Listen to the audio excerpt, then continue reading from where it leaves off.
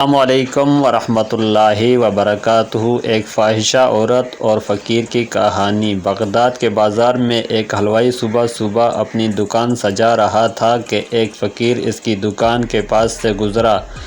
دکاندار نے کہا کہ بابا جی آؤ کچھ کھا پی لیں۔ فقیر بیٹھ گیا تو حلوائی نے گرم گرم دودھ فقیر کو پیش کیا۔ فقیر نے دودھ پی کر اللہ کا شکر ادا کیا اور اس حلوائی کو کہا کہ بھائی تیرا شکریہ، اور یہ کہہ کر فقیر چل پڑا۔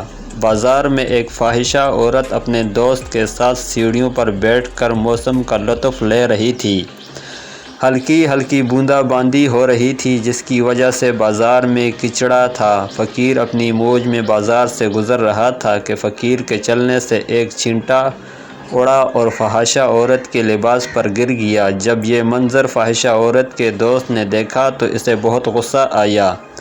وہ اٹھا اور فقیر کے منہ پر تھپڑ مارا اور کہا فقیر بنے پھرتے ہوئے، چلنے پھرنے کی تمیز نہیں۔ فقیر نے ہنس کر آسمان کی طرف دیکھا اور کہا مالک تو بھی بڑا بے نیاز ہے، کہیں سے دودھ پلواتا ہے کہیں سے تھپڑ مرواتا ہے۔ یہ کہہ کر فقیر آگے چل پڑا۔ فاحشہ عورت چھت پر جا رہی ہوتی ہے تو اس کا پاؤں پھسلتا ہے اور زمین پر سر کے بل گر جاتی ہے۔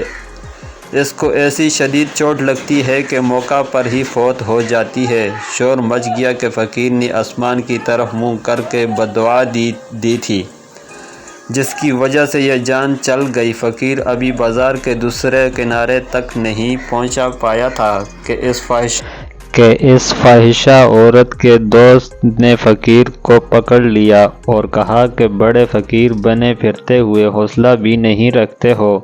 فقیر نے کہا کہ کیا ہوا؟ اس نے کہا کہ تم نے بددعا دی اور عورت کی جان چلی گئی۔ فقیر نے کہا کہ واللہ میں نے تو کوئی بددعا نہیں دی۔ تو اس شخص نے کہا کہ نہیں، تیری ہی بددعا کا کیا درا ہے۔ جب اس نے ضد کی تو فقیر نے کہا کہ اصل بات پوچھتے ہو تو میں بتاتا ہوں کہ میں نے کوئی بددعا نہیں کی۔ یہ یاروں کی لڑائی ہے۔ لوگوں نے کہا وہ کیسے؟ فقیر نے کہا کہ جب میں گزر رہا تھا اور میرے پاؤں سے چینٹا اڑا اور اس عورت کے لباس پر پڑا تو اس کے یار کو غصہ آیا، اس نے مجھے مارا تو پھر میرے یار کو بھی غصہ آ گیا۔